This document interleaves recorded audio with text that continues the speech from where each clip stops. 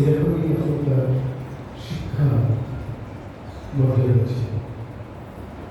আজকে সেই শিক্ষার মর্যাদা কি উদ্দেশ্যে কি এদেশে সব জায়গাতেই কোথায় দাঁড়িয়েছে আমরা জানি।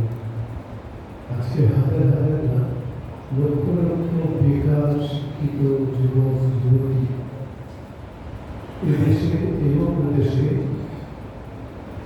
আমরা দেখতে পাচ্ছি। কর্মসংস্থানে কোনো ব্যবস্থা নেই। শিক্ষার যে গুণগত মান সেটিও কোথায় নেমে গেছে সেটাও আমরা বুঝতে পারছি। সেটাই হোক, সেটি আমাদের আলোচনার বিষয়। সেই সময়ে কলকাতা বিশ্ববিদ্যালয়ের শিক্ষিত যুবক তিনি এই কথাটি আমাদের কাছে উপহার দিয়েছেন।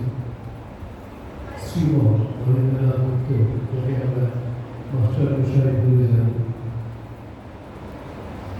তিনি এসেছেন শ্রীরামকৃষ্ণের কাছে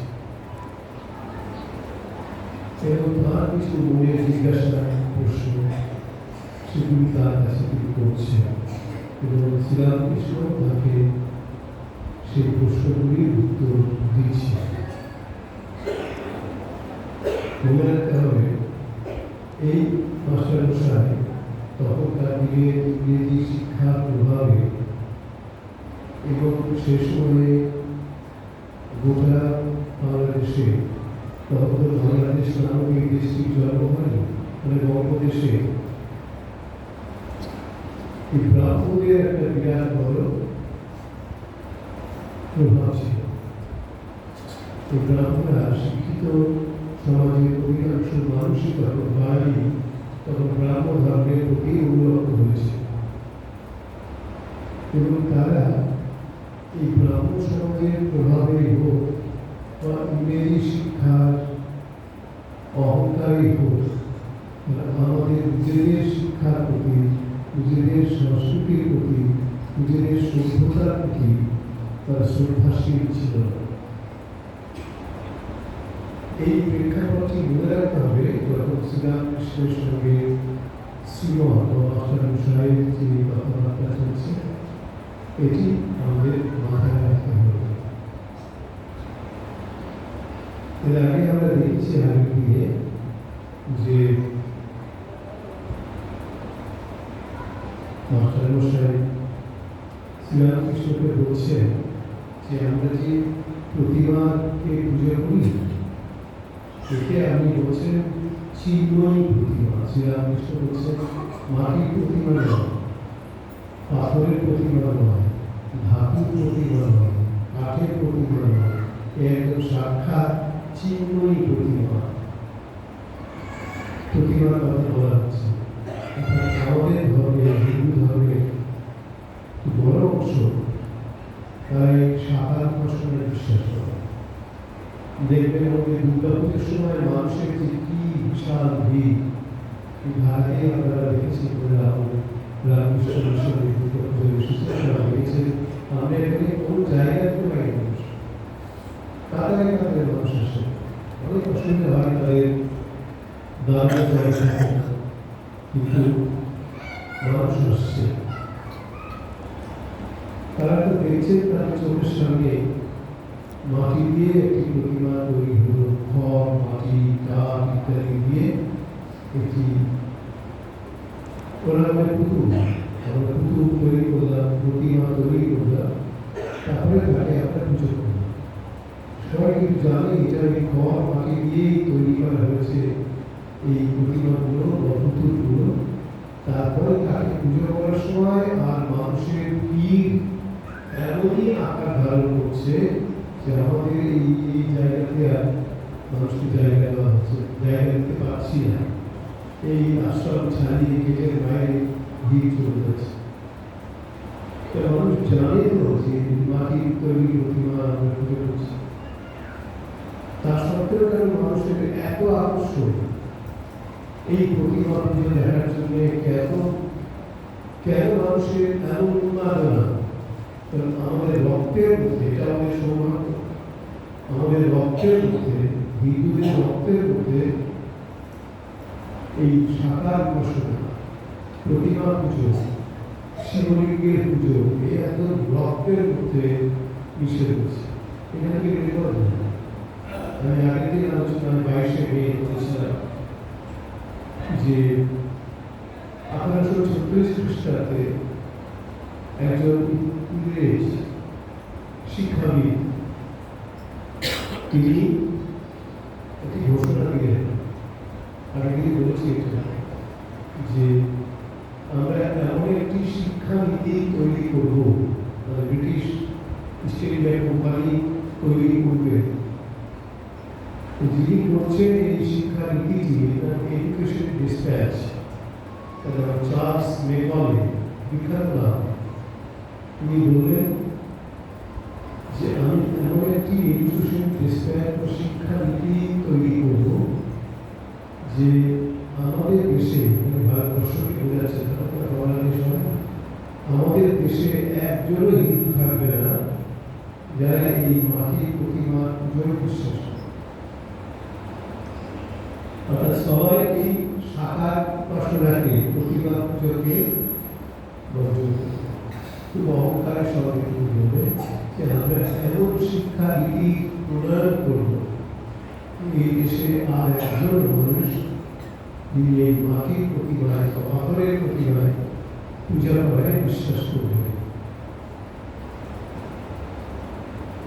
কালের পরিহাস। এই সময়টা ছিল 1836 খ্রিস্টাব্দে, এবং 1836 খ্রিস্টাব্দে বোধহয় ওই দম্ভক্তি, ওই অহংকারের মুক্তি একজনও থাকবে না এখানে দেশের মানুষ যারা এই প্রতিমা পুজোয় বিশ্বাস করবে। এই অহংকারী মুক্তিকে নষ্ট করার জন্য ওই সালে, 1836 সালে জন্মগ্রহণ করলেন একজন মানুষ, যে মানুষটি আশা করে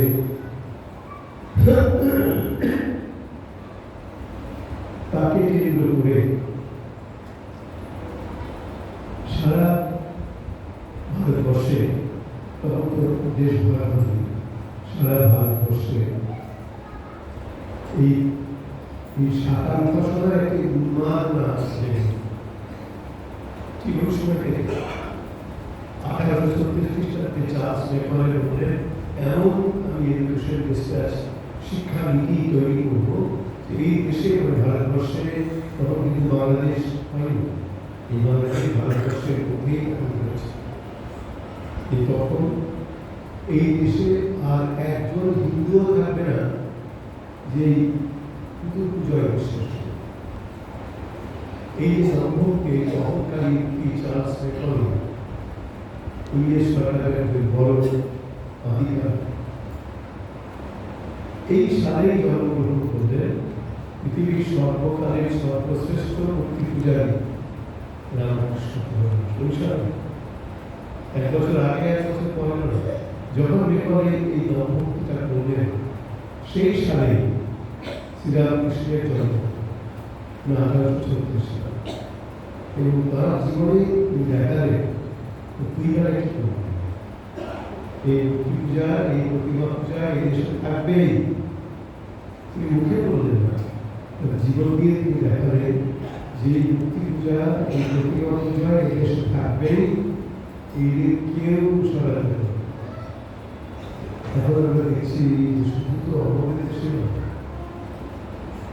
দেশ বিদেশে এই মূর্তি পূজা এখন খুব জনপ্রিয়তা লাভ করছে। হিন্দুরা যে করছে না, অন্য ধর্মের মানুষও করছে। এটাই বলতে চাইলাম, যখন এই দম্ভক্তি চার্লস মেকলে করলেন, ব্রিটিশ শাসকদের পক্ষ থেকে তার এই দম্ভক্তি, সেই সময়ে সেই বছরে জন্মগ্রহণ করলেন পৃথিবীর সর্বকালে সর্বশ্রেষ্ঠ মূর্তি পূজারী শ্রীরামকৃষ্ণ পরমহংস। হ্যাঁ, তার আগেও মূর্তি পূজা করেছেন এমন লোককে আমি দেখেছি, যেমন সাধক রামপ্রসাদ সেন, সবাই জানেন। শ্রীরামকৃষ্ণ একটু আগে এসেছেন সাধক রামপ্রসাদ সেন, কমলাকান্ত চক্রবর্তী, রাজা রামকৃষ্ণ রায় নাটকের কাছে রানী ভবানী দত্ত রামকৃষ্ণ রায় সব মূর্তি পূজারী এর কাছাকাছি গড়ে উঠেছে এবং ফাইনালি তিনি যিনি জন্মালেন তিনি রামকৃষ্ণ পরমহংস, যাকে এখন সবাই মনে করে পৃথিবীর সর্বকালের সর্বশ্রেষ্ঠ প্রতিমা পূজা। এবং তিনি জন্মালেন, তিনি কোনো আন্দোলন করলেন না, কোনো বক্তৃতা করলেন না, কোনো প্রোপাগান্ডা করলেন না, এমন একটি জীবন তিনি যাপন করলেন, এমন একটি আদর্শকে তিনি সামনে তুলে ধরলেন, এমন একটি ভাবাদর্শকে তিনি সামনে নিয়ে এলেন। সেই ভাবাদর্শের প্রভাবে শিক্ষিত বাঙালি, শিক্ষিত হিন্দু আবার এই প্রতিমা পূজার বিশ্বাস ফিরে পেল। এটার জন্য আমরা সবাই কৃতজ্ঞ শ্রীরামকৃষ্ণের এই প্রধান শিষ্য স্বামী বিবেকানন্দ। তখন তো দেশের শিক্ষিত মানুষ মাত্রই আর প্রতিমা পূজায় বিশ্বাস করত। ব্রাহ্মণ সমাজে তো এতটাই জনপ্রিয়তা, ওরাও প্রতিমা পূজায় বিশ্বাস করে না, ওরা সর্ব নিরাকার উপাসনা প্রচার। এই সময়ে স্বামী বিবেকানন্দ 1892-93 সালে সারা ভারতবর্ষ পরিক্রমা করেছে। বিবেকানন্দ এবং সেই পরিক্রমার পথে তিনি অনেক জায়গায় যাচ্ছে, কোথাও কখনো গরিবদের কুটিরে অতিথি হচ্ছে, কখনো রাজা মহারাজার অট্টালিকায় অতিথি হচ্ছে। যেতে যাচ্ছে না, তারা সাগরটাকে নিয়ে যাচ্ছে। এই ঘুরতে ঘুরতে নিয়ে গেছেন, হয়তো আগে থেকে বলছে রাজপুতারা রাজস্থানের একটি রাজ্য আলোয়া রাজ্য, সে রাজ্যে ঘুরতে ঘুরতে গেছে এবং শুনলেন সেই রাজ্যের যে রাজা মঙ্গল সিং রাজপুত, তিনি একজন শিক্ষিত যুবক, কলকাতা বিশ্ববিদ্যালয়ে গ্রাজুয়েট।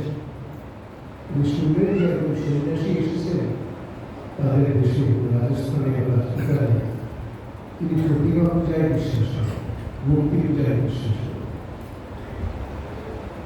তখন সেই রাজার যিনি প্রধানমন্ত্রী, তার বাড়িতে দুই-একদিন আগে স্বামী বিবেকানন্দ অতিথি হয়েছে, তাকে নিয়ে গেছেন, তারা তাকে করে নিয়েছে।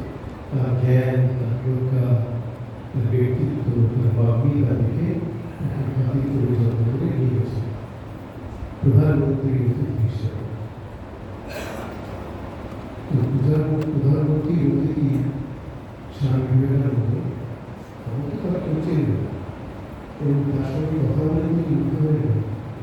তিনিও শিক্ষিত যুবক, যে এরকম একজন শিক্ষিত মানুষ যুবক, আবার শোনা যাচ্ছে তিনি কলকাতা বিশ্ববিদ্যালয়ের একজন গ্রাজুয়েট, তিনি এই সন্ন্যাস গ্রহণ করে তিনি প্রতিমা পূজায় বিশ্বাস করেন।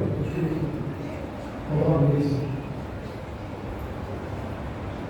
কিন্তু এই প্রধানমন্ত্রী স্বামীর সঙ্গে কথা বলে মুগ্ধ হয়েছে। প্রধানমন্ত্রী রাজাকে মহারাজাকে বললেন যে আমার বাড়িতে একজন সন্ন্যাসী অতিথি এসেছে, তিনি কলকাতা বিশ্ববিদ্যালয়ের গ্রাজুয়েট, তুখর বুদ্ধি, তুখর বাগ্মিতা, দেখতেও অত্যন্ত আকর্ষণীয়। আপনি যদি চান তার সঙ্গে আপনার পরিচয় করার উদ্দেশ্যে আমি চাই তার সঙ্গে দেখা করতে। তারই ব্যবস্থা করা স্বামীর সঙ্গে মহারাজের পরিচয় ব্যবস্থা হল। এখন স্বামী গেছে সেই মহারাজের দরবারে, সেখানে মহারাজ ভাবছেন তিনি তো বিশ্বাস করা হবে সন্ন্যাস ভালো করার প্রতি বিশ্বাস করা হবে। ভাবছেন ধরনের শিক্ষিত যুবক আমার সন্ন্যাস নিয়েছেন, সন্ন্যাস গ্রহণ করে সন্ন্যাস ধর্ম পালন করছে, তার মধ্যে একটা উৎসুকতা কৌতূহল।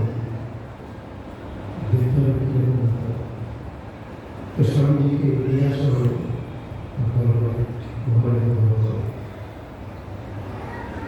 স্বামীজিকে দেখে ঘরে যান, একই বয়স, স্বামীজির বয়স, মহারাজের বয়স, মঙ্গলশ্রী একই বয়স। তিনি বললেন, স্বামীজি আমি শুনলাম আপনি নাকি কলকাতা বিশ্ববিদ্যালয়ে গ্র্যাজুয়েট। স্বামীজি একটু উত্তর দিলেন, আপনি একজন শিক্ষিত মানুষ, তারপরে ঈশ্বরী ধর্মকর্মে বিশ্বাস করেন? হ্যাঁ।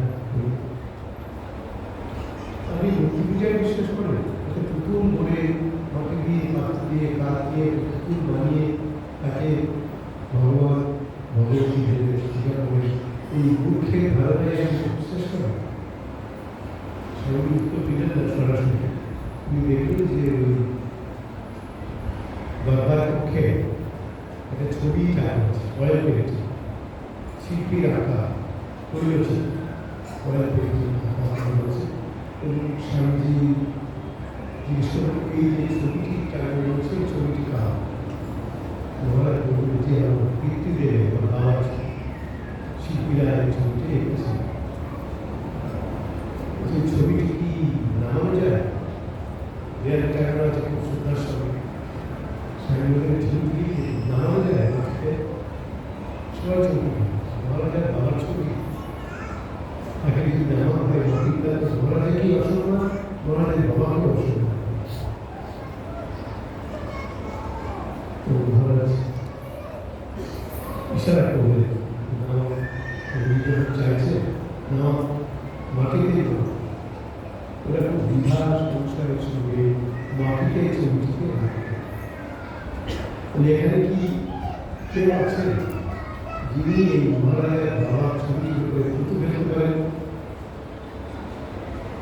সবাই একটা বজ্রপাত বলেন কি মহারাজের বাবার ছবি, আমাদেরকে সাক্ষাৎ মহারাজের বাবা আগে মহারাজ বলেই ওকে বিবেচনা করি, সেভাবে দেখি, শ্রদ্ধা করি, আপনি হচ্ছে মাটিতে রাখতে আমার সঙ্গে থুতু ফেলতে পারবেন বলে আর চলে গেল, এটা কি সম্ভব? মহারাজা আবার ইশারা করলেন মঙ্গলশ্রী,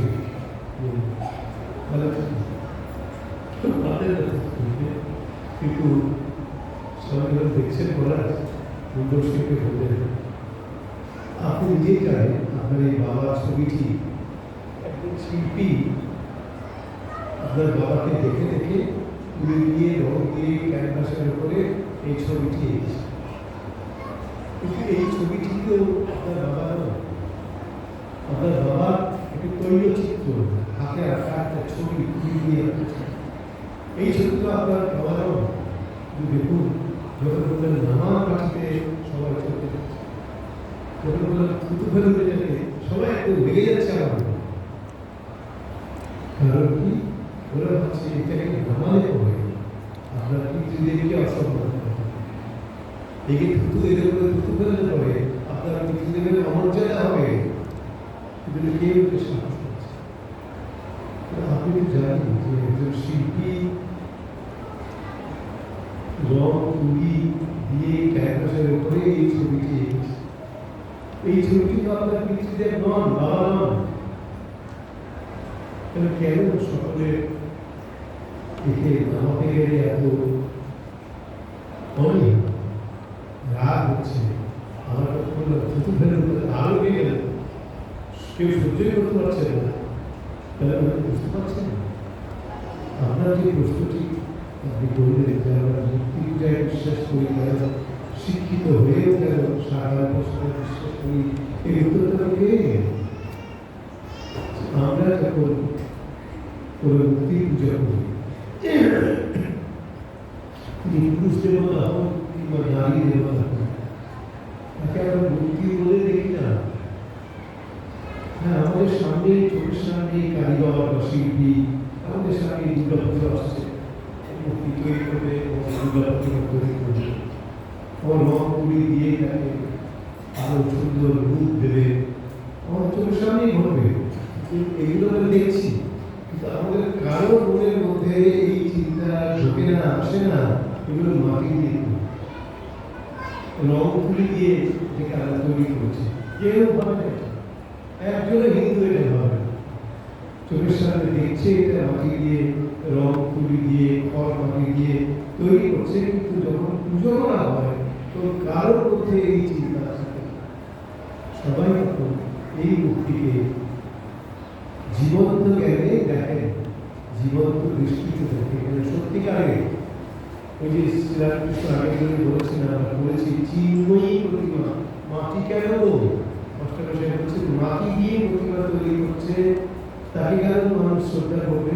তো শ্রীরামকৃষ্ণ বলেছেন, আগে দিনে আমরা দেখে এসেছি, মাটি কেন চিন্ময়ী প্রতিমা, জীবন্ত চেতন প্রতিমা, মাটি নয়।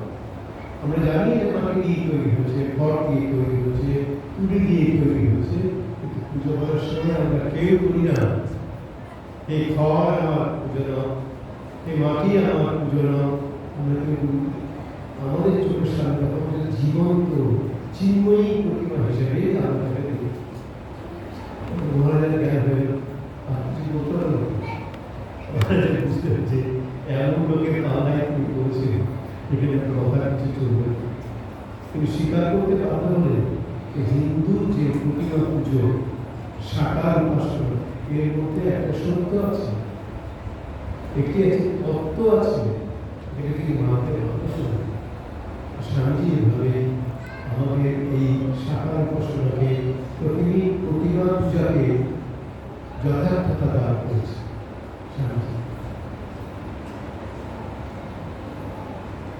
তাই তো গুরুদেব ভগবান শ্রীরামকৃষ্ণ পৃথিবীর সর্বকালের সর্বশ্রেষ্ঠ পূজার মূর্তি পূজা। এখন আমরা দেখব যেই বলছেন পাথরের প্রতিমা, মাটির প্রতিমা, শ্রীরামকৃষ্ণ এখানে লেখা আছে বিরক্ত হইয়া তোমাদের কলকাতার লোকের ওই এক কেবল লেকচার দেওয়া আর বুঝিয়ে দেওয়া, এটাই তোমাদের কাজ, শুধু লেকচার। খুব লেকচার করছে না, ব্রহ্মসমাজের নেতাকে সবসময় কলকাতায় লেকচার করছে, আর আমাদের এই প্রতিমা পুজোর নিয়ে করছে। তাই শ্রীরামকৃষ্ণ বলছেন শুধু লেকচার দেওয়া আর বুঝিয়ে দেওয়া। আপনাকে কে বোঝাই তার ঠিক নেই, তুমি বোঝাবার কে? শ্রীরামকৃষ্ণ স্পষ্ট কথা বলছে, একদম খোলাখুলি সত্য কথা থেকে স্পষ্ট ভাষায় মানুষের কাছে তুলে ধরে, তবে তোয়াক্কা করতে হবে। আমাদের দরিদ্র রকম 7 টাকা মাইনে আমার পেনশন পাওয়া পূজায়, তখন পেনশন পাচ্ছে, পেনশন থেকে আমার পেনশনের কথা উচ্চারণ করতে পারতেন না। শ্রীরামকৃষ্ণ বলতেন আমি এখন পেন্সিলে আছি, শুনেছেন কথাটা পেনশন, কিন্তু বলার আমি এখন পেন্সিলে আছি, পেনশনে আছি। তিনি বলতে পারছেন না ঠিকঠাক, সেটা ঠিক আছে, মানুষ তাকে মাথায় আজকে পৃথিবীর সর্বকালের সর্বশ্রেষ্ঠ সাকার উপাসক শ্রীরামকৃষ্ণ স্বীকৃতি লাভ করেছে। তাই বলছেন শ্রীরামকৃষ্ণ বলছেন আপনাকে কে বোঝায় তার ঠিক নাই, তিনি বোঝাবার কে? যার জগৎ তিনি বোঝাবেন, তিনি এই জগৎ করেছেন, চন্দ্র সূর্য ঋতু মানুষ জীব জন্তু করেছে, জীব জন্তুর খাবার উপায় করেছে, পালন করেছে, পালন করবার জন্য মা বাপ করেছে, মা বাপের স্নেহ করেছে, তিনি বোঝাবেন। আপনারা হয়তো এখন জানেন না, কিন্তু যারা আপনাদের থেকে আগের প্রজন্মের লোক তারা হয়তো শুনে থাকবে একটি বিখ্যাত নিরাকার ভজন গ্রাম সমাজে, এখানে রবীন্দ্রনাথেরই লেখা, আমরা ছোটবেলা বলছি তোমারই দেহে পালিত স্নেহে তুমি ধন্য হয়ে, পিতার পক্ষে রেখেছ মোরে, জনম দিয়েছ জননী করে, বেঁধেছ সকাল প্রণয় করে, তুমি সব তো তিনি করছেন। বাবা মা দিয়েছেন, বাবা মার স্নেহ দিয়েছেন, বন্ধু দিয়েছেন, বন্ধুর ভালোবাসা দিয়েছেন, প্রণয় ভালোবাসার বন্ধনে আমাদের কি বেড়েছে তার ইচ্ছে ভালো লেগেছে। এটা শ্রীরামকৃষ্ণ বলছেন। এবং সমকালীন একটি গান ব্রহ্ম সমাজের নাম ওই গানটি কথা বললাম। তোমারই হে পানি চলছে হে তুমি ধন্য হে, এগুলো আপনারা আমাদের পুরো কথা জানবেন, আমরাও ছোটবেলায় দেখেছি শুনেছি। এই যে বলছেন মা বাপের স্নেহ করেছেন, শুধু তো মা বাপকেই দেননি, মা বাপের মনের মধ্যে স্নেহটাও দিয়েছেন, সন্তানের জন্য স্নেহটাও দিয়েছেন। এটাই তো ভগবানের কৃপা, ভগবানের লীলা, তিনি করেছেন এটা। তিনি এত উপায় করেছেন, আর এই উপায় করবেন না বুঝিয়ে দেওয়া, উনি কে? উনি বোঝাবেন কে? তাই বলছেন যদি বোঝাবার দরকার হয় তিনি বোঝাবেন, ভগবানই বোঝাবেন। তিনি তো অন্তর্যামী। যদি ওই মাটির প্রতিমা পূজা করতে কিছু ভুল হয়ে থাকে, তিনি কি জানেন না তাকেই ডাকা হচ্ছে, তিনি ওই পূজাতেই সন্তুষ্ট হন। ওর জন্য তোমার মাথা খাওয়ানোর দরকার নেই, তুমি নিজের যাতে জ্ঞান হয়, ভক্তি হয়, তার চেষ্টা করো। এই কথাটা বলতে বলতে আমার কথা মনে পড়ে গেছে।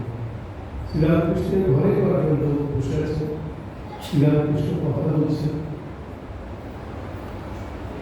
এবং শ্রীরামকৃষ্ণ বলছে দেখো, যুবকদের উদ্দেশ্যে বলছে তোমরা যদি সবাই সংসারে যাও, গৃহস্থ আশ্রমে যাও, তাহলে ত্যাগের কথা কে বলবে? ত্যাগের তো দরকার জীবনে, ত্যাগের কথা কে বলবে? মানে একজন ভদ্রলোক, বয়স্ক ভদ্রলোক, তিনি বলছেন সবাই যদি বিবাহ না করে তাহলে সৃষ্টি কি করে থাকবে? কি নবীন মানুষ তিনি বলছেন যে সবাই যদি বিয়ে না করে তাহলে সৃষ্টি কি করে থাকবে? শ্রীরামকৃষ্ণ বলছেন ওটা নিয়ে তোমাকে ভাবতে, সৃষ্টি করে থাকবে তো তোমাকে ভাবতে হবে, এমনি থাকবে সৃষ্টি, তোমাকে যদি ভাবতে হবে যে পশু পাখি কি পতঙ্গ যে কি পরিকল্পনা করে করছে, ওদের সৃষ্টি তো থাকছে, পশু পাখি কি পতঙ্গ তাদেরও তো সৃষ্টি চলছে। এই যে প্রজনন ক্রিয়া, প্রক্রিয়েশন, পরবর্তী বংশগতিকে টিকিয়ে রাখা চলছে, আপনারই চলছে, চলবে আপনারই। তাই শ্রীরামকৃষ্ণ বলছে ওটা নিয়ে তোমাকে ভাবতে হবে না, তখন সকলের হ্রাস, ওটা চলবে, ওটা নিয়ে তোমাকে ভাবতে হবে। শ্রীরামকৃষ্ণ বললেন এইসব না ভেবে যাতে তোমার নিজের জ্ঞান হয়, ভক্তি হয়, তার চেষ্টা করো। একজন শিক্ষিত মানুষকে উত্তরে দিচ্ছে এসব ছাড়ো, তুমি যাতে তোমার নিজের জ্ঞান ভক্তি হয় তার চেষ্টা করো। এই সোজা কথা, স্পষ্ট কথা, স্পষ্টভাবে বলার জন্য শ্রীরামকৃষ্ণের কোনো একজনকে স্পষ্ট বিদ্যাসাগরের সঙ্গে শ্রীরামকৃষ্ণের দেখা হয়েছে। বিদ্যাসাগর মহাপণ্ডিত, সংস্কৃত কলেজ থেকে তখনকার দিনে বিখ্যাত সংস্কৃত কলেজ, তাকে বিদ্যাসাগর উপাধি দেয়, এত তার জ্ঞান বুদ্ধি, তাকে উপাধি দেওয়া হলো বিদ্যাসাগর। এরপরেও আরো অনেককে বিদ্যাসাগর উপাধি দেওয়া হয়েছে। বিদ্যাসাগর বলতে হবে একজনকে, ঈশ্বরচন্দ্র বিদ্যাসাগর। আরো অনেক বিদ্যাসাগর উপাধি পেয়েছেন বটে, এটা আমাদের ইতিহাসের স্মৃতিতে তারা কেউ একজনই আছে। বিদ্যাসাগরের সঙ্গে শ্রীরামকৃষ্ণ দেখা হচ্ছে। শ্রীরামকৃষ্ণ বললেন এতদিন খাল, বিল, নদী, নালায় ঘুরেছি, দেখেছি, সোজা সাগরে এসে পড়লাম। বিদ্যাসাগর পেটে করে বিদ্যাপতি শ্রীরামকৃষ্ণ তখনকার দিনে স্ট্যান্ডার্ডে হয়তো ক্লাস 1, ক্লাস 2 অব্দি করেছে শ্রীরামকৃষ্ণ। তিনি কথা বলছেন বিদ্যাসাগরের সঙ্গে, ভাবতে আমাদের যখন সময় হয় বললেন লেখাপড়াও শিখে নিই, কিছু শিখে নিই, বিদ্যাসাগরের সঙ্গে সাথে কথা বলছে। বুঝলেন এতদিন শুধু খাল, বিল, নদী, নালায় ঘুরেছি, এখন সাগরে এসে পড়ব। তো বিদ্যাসাগর বলছে মহাপণ্ডিত যখন সাগরের কথাই বলছেন একটু নোনা জল দিয়ে যান সাগরে তো নোনা জল নবরাত্র জল তাহলে নোনা জল নিয়ে যান ভক্তকে দিলাম শ্রীরামকৃষ্ণকে একটা দিলাম এরকম ভাবতে হবে নোনা কেন কিন্তু বিদ্যার সাগর কিন্তু দয়ার সাগর করুণার সাগর বিদ্যার সাগর নোনা জল কেন বলছে যে চুপ করে কথা বলতে পারছে একদম মুখের উপর গিয়েছেন তো জবাব দিয়েছে আর বিদ্যাসাগরের কি কোনো কথা নেই বিদ্যাসাগর চুপ করে গেল তখন বিদ্যাসাগরকেও তিনি চুপ করিয়ে দিতে পারেন অত বড় পণ্ডিতকে এই দিয়ে আমরা বুঝতে পারি একটি গান আছে আমাদের হিন্দিতে একদম সন্ন্যাসী লেখা सीमा के बीच असीम देश का एक और अतिथि आया है एक और अतिथि आया श्रीरामकृष्ण সম্পর্কে এই গানটা লিখেছে सीमा के बीच এই সীমা জগতে অসীম দেশটা অসীম দেশের সংবাদ তিনি নিয়ে আসছেন জীবনে অসীম দেশের ঈশ্বরের কথা ঈশ্বরের ভাব প্রচার করছে एक कौन अतिथि आया है एक कौन अतिथि आया साधारण सीमा के बीच असीम देश का एक और अतिथि आया है कौन अतिथि आया তাই শ্রীরামকৃষ্ণের সামনে বিদ্যাসাগর চুপসে যাচ্ছেন কথা বলতে পারছেন না কেশবচন্দ্র সেন ওখানকার বিখ্যাত একজন মানুষ ব্রাহ্ম সমাজের মা একজন নেতা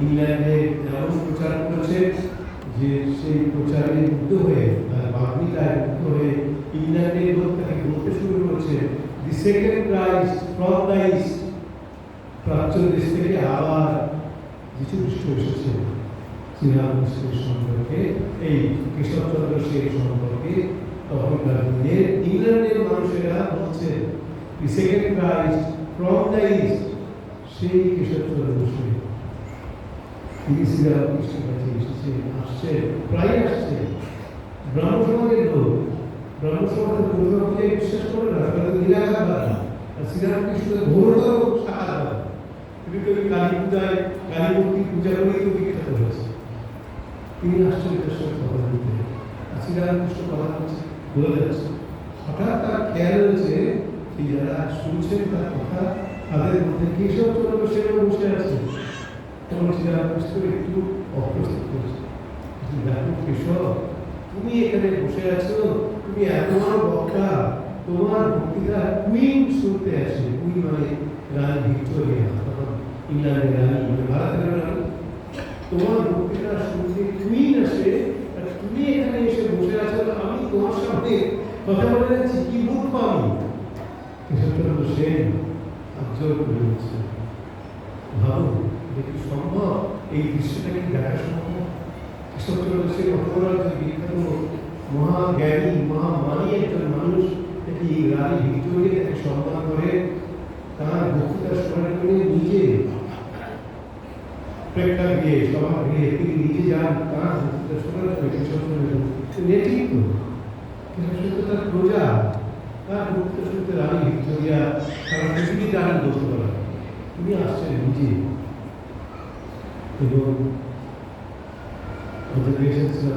কেশব তুমি এখানে বসে আছো আর আমি তোমার সঙ্গে কথা বলছি কি কত বড় উদ্ভাবী তখন বলো তুমি কিছু বলো আমরা সবাই তোমার কথা শুনি শ্রীরামকৃষ্ণ বলছে তখন কেশবচন্দ্র সেন বহু মানিত কেশবচন্দ্র সেন হাত জোর করে মাথা নিচু করে বলছে কামাশালায় এসে ছুট বিক্রি করবো এমন মূর্খ আমি বলি শ্রীরামকৃষ্ণের সামনে কথা বলছে কামাশালায় এসে কামাশালার মধ্যে এই আগেকার দিনে আপনারা এখন কামাশালা বুঝে দেন দেখেন দেখি কামাশালাটা আমার জন্ম গ্রামে হয়েছিল বলে বছর দশেক বয়স অব্দি গ্রাম ছিল তারপরে কলকাতায় চলে আসি তখন এই কামাশালাতে গেলেন আমার বাড়ির পাশেই কামাশালা ছিল কামাররা পিটিয়ে পিটিয়ে লোহা কাগজ দিয়ে গরম করে করে সব কত কি তৈরি হয় কামাশালার কত কি তৈরি হয় শ্রীরামকৃষ্ণ কেশব সেন বলছে কামাশালায় এসে সুদ বিক্রি করবো এমন মূর্খ আমি তো স্বয়ং সব জ্ঞানী সমুদ্র কেশব সেন মাতসী বিদ্যাসাগর স্তব্ধ হয়ে যাচ্ছে আরো কত মহাজ্ঞানী জ্ঞানী মহাকবি শ্রীরামকৃষ্ণের সঙ্গে কথাবার্তা হচ্ছে, তুমি তো মূর্খ স্বীকার করছে, আমি মূর্খতম, শুধু মূর্খ নয়, বলছেন আমি মূর্খতম। এই যে মূর্খতম শব্দটি আমাদের বাংলা ভাষায় তৈরি হয়, উত্তম এই শব্দটি দিয়ে একটা শব্দ তৈরি হয়, তখন শ্রেষ্ঠ অর্থে তৈরি হয়, বীরত্তম, মহত্তম, শ্রেষ্ঠ অর্থে। শ্রীরামকৃষ্ণ বলছেন আমি হচ্ছে মূর্খতম, মূর্খদের মধ্যে আমি শ্রেষ্ঠ। শ্রীরামকৃষ্ণ বলছেন আমার মধ্যে মূর্খ কেউ নেই, আমি মূর্খদের মধ্যে সর্বশ্রেষ্ঠ আর মূর্খোত্তম। সেই মূর্খোত্তম শ্রীরামকৃষ্ণ কেশব শ্রীকৃষ্ণ অর্থ করে দিচ্ছে। বিদ্যাসাগর চুপ করে যাচ্ছে, মাইকেল মধুসূদন চুপ হয়ে যাচ্ছে, কেউ কথা বলছে না। সবাই দীপাল বিতর্কিত ব্যক্তিত্বটা দিয়ে সবাই শ্রীরামকৃষ্ণের সামনে ইষ্টল হয়ে গেছে। ওই টুকরি অব্দি আজকের স্ট্যান্ডার্ডে টুকরি অব্দি করছে। যখন পরে থেকে যাচ্ছে বিবেকানন্দ কিছু পাথরিত স্বামীকে মোটেই মানবে না, পাতায় পড়ে গেল। বলছেন যে আমি যা বলি নরের তা নয় না, মানে না, আমার কথা কচকচ করে কেটে দেয়, আমার কথা নরের নয় না, কি করবো না, আমার কথা নরের নয় না। দুঃখ করছে, আফসোস করছে, দুঃখ নরের ঈশ্বর সেটা কথা শুনে না দেয়। এই হচ্ছে শ্রীরামকৃষ্ণের অবস্থান। এটি আপনাদের আজকে বললাম। এখন আমি আমার মনে হয় আগামী কয়েকটি শুক্রবার আমরা এই কথাগুলির মধ্যে আবার আসতে পারবো। জুন মাস এবং জুলাই মাস, এই 2 মাস।